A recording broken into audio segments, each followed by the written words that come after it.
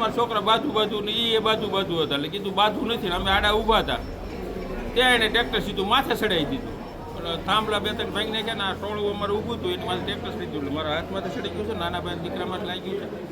અમરેલીના નાના માચિયાડા ગામમાં એક નાનકડું ધીંગાણું થયું. એટલે ગામનું નામ છે નાના માચિયાડા અને ધીંગાણું પણ નાનકડું જ હતું, પણ એની ચર્ચા વધારે થઈ.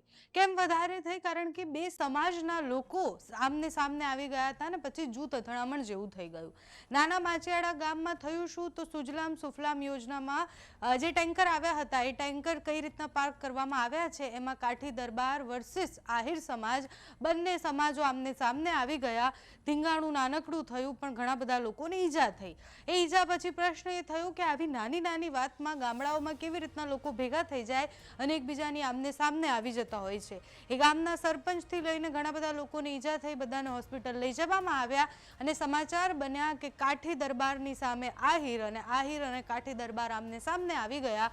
લડાઈ નાની હતી પણ એની ચર્ચાઓ ખૂબ વધારે થઈ. એમ પણ જ્યારે સમાજની વાત આવે એટલે વધારે ચર્ચામાં પણ આવતું હોય છે, પણ સુખદ અંત એ છે કે આ લડાઈનો અંત એ સમાધાન સુધી પહોંચ્યો.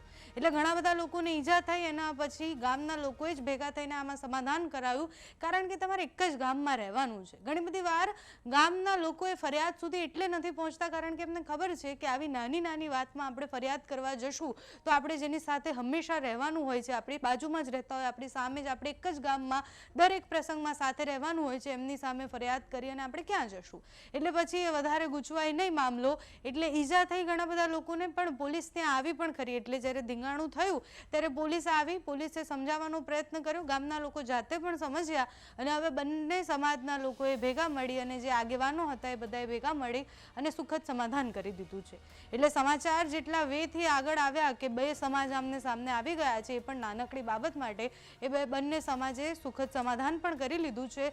ગામડાઓમાં મોટા ભાગે દરબારો ભરાતા હોય, રાત્રે જ્યારે સરપંચ કે પછી ગામના કોઈ મુખિયા હોય એ ભેગા થાય અને પછી આ રીતના સમાધાન કરાવતા હોય છે.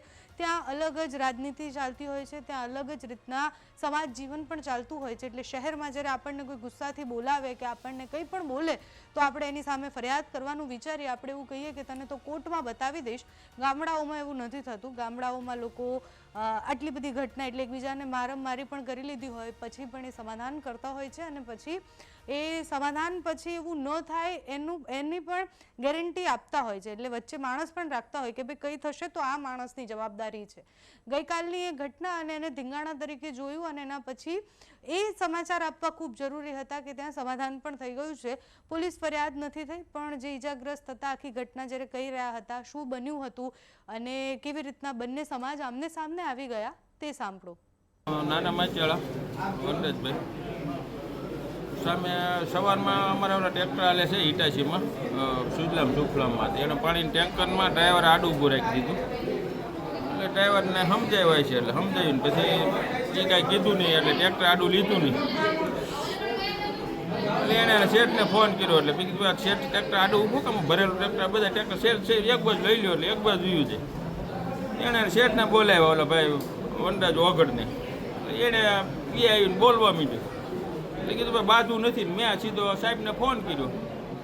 એટલે ન્યાય ઓલા છોકરાને અમે ઘેરે જતા એટલે પહેલાં એને ગાડીમાંથી ઘા કર્યો, ફોર વ્હીલમાં ઘા કર્યો. મેં સાહેબને ફોન કર્યો કે આ રીતે આમ થયું છે, તમે મોકલો પોલીસવાળાને. ઓલા જયરાજભાઈ પોલીસ આવી અને અમારા છોકરા બાજુ ને એ બાજુ હતા એટલે કીધું બાજુ નથી ને અમે આડા ઊભા હતા ત્યાં એને ટ્રેક્ટર સીધું માથે ચડાવી દીધું. થાંભલા બે ત્રણ ભાઈ નાખ્યા ને આ ટોળું અમારું ઊભું હતું એની માથે ટ્રેક્ટર ચડી ગયું એટલે મારા હાથમાંથી ચડી ગયું છે, નાના ભાઈ દીકરામાં લાગી ગયું છે. એટલે એ 7-8 જણા ને એ 7-8-10 જણા ટ્રેક્ટર સીધું આખું ટોળામાં ચડાવી દીધું ને પોલીસવાળા નાજરીમાં ચડાવી દીધું. ટ્રેક્ટર ચડાવવાવાળું કોણ હતું? એના માથે જયરાજ